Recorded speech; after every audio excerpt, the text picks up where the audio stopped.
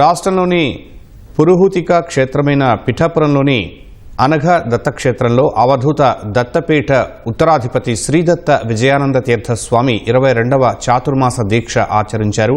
శ్రీకృష్ణ పంచకం, వ్యాస పంచకం, గురు పంచకం పూజ నిర్వహించిన తర్వాత దీక్షను స్వీకరించారు. దీక్షా సమయంలో ఎన్నో సేవా ఆధ్యాత్మిక కార్యక్రమాలు నిర్వహించనున్నారు.